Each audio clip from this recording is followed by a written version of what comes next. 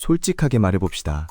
주말에 잡혀있던 약속이 당일 아침에 갑자기 취소됐을 때 여러분은 어떤 기분이 들었나요?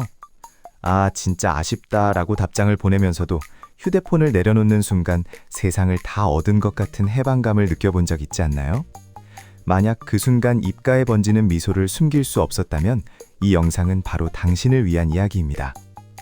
우리는 흔히 이런 사람들을 집순이 혹은 사회성이 부족한 사람이라고 부르며 성격적 결함처럼 취급하곤 합니다.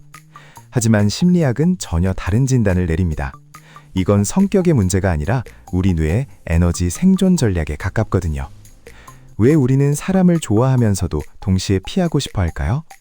사회생활의 파도에 몸을 던지고 있는 우리가 겪는 이 감정의 정체를 객관적으로 파헤쳐 보겠습니다. 심리학자 칼 융은 에너지가 흐르는 방향에 따라 인간을 외향인과 내향인으로 나누었습니다. 하지만 현대 뇌과학은 이를 에너지 소비 효율의 문제로 접근합니다. 외향적인 사람들은 자극적인 상황에서 도파민이 분비되며 에너지를 얻지만 혼자가 편한 사람들은 도파민보다는 아세틸콜린이라는 신경 전달 물질에 훨씬 예민하게 반응합니다. 아세틸콜린은 우리가 조용히 집중하거나 깊게 생각하거나 혼자만의 시간을 가질 때 분비되며 뇌에 안정감을 줍니다. 즉, 여러분이 기가 빨리는 건 사교성이 부족해서가 아닙니다. 단지 여러분의 뇌가 에너지를 충전하는 방식이 다를 뿐입니다. 스마트폰으로 치면 어떤 폰은 태양광 모델이지만 어떤 폰은 반드시 전용 고속 충전기에 꽂아야만 살아나는 모델인 셈이죠. 특히 IT 부서에서 시스템의 오류를 찾고 복잡한 데이터를 처리하는 일을 하고 있다면 퇴근 후의 인간관계는 즐거운 교류가 아니라 또 다른 형태의 인지적 노동이 됩니다. 뇌는 이미 오버클럭 상태인데 타인의 감정을 읽고 리액션을 고민해야 하는 상황이 닥치면 시스템은 강제로 재부팅 신호를 보내게 되는 것입니다. 심리학에서는 외로움, 롤리니스와 고독, 솔리튜드를 엄격히 구분합니다. 외로움은 타인과 연결되고 싶은데 그러지 못해 느끼는 고통이지만 고독은 스스로 원해서 선택한 평온한 충족입니다. 혼자가 편한 사람들은 외로운 게 아닙니다. 고독을 다루는 능력이 뛰어난 사람들입니다. 여러분은 혼자 있을 때 비로소 타인의 시선에서 자유로워집니다. 1월에 새로 한 파마가 마음에 들어서 거울을 보며 혼자 만족하거나 지난 오키나와 여행의 조용한 풍경을 떠올리며 추억에 잠길 때 느끼는 그 평온함은 타인이 결코 채워줄 수 없는 영역입니다. 이때 우리의 뇌는 디폴트 모드 네트워크에 접근합니다. 외부 자극이 없을 때 활성화되는 이 네트워크는 우리 삶의 정보들을 정리하고 자아 정체성을 단단하게 다지는 역할을 합니다. 고독의 시간을 충분히 거친 사람은 오히려 인간관계에서 더 깊은 통찰력을 보여줍니다. 내가 누구인지 정확히 아는 사람만이 타인과의 건강한 관계를 맺을 수 있기 때문입니다. 내 사회적 배터리가 얼마나 남았는지 인지하는 것은 정신건강을 지키는 핵심입니다.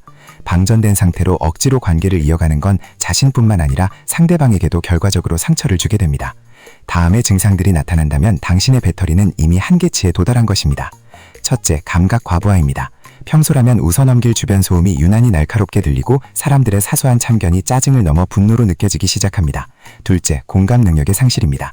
상대방의 고민을 들어도 머릿속으로는 오직 집에 가고 싶다는 생각뿐입니다. 셋째, 디지털 기피입니다.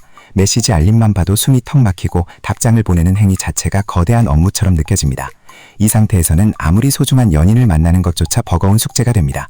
사랑이 식어서가 아니라 나를 지탱할 최소한의 에너지가 없기 때문입니다. 이 신호를 무시하고 착한 사람이 되기 위해 자신을 몰아붙이면 결국 인간관계 전체를 회피하게 되는 관계 번아웃으로 이어지게 됩니다. 그렇다면 우리는 어떻게 이 방전된 상태를 회복해야 할까요?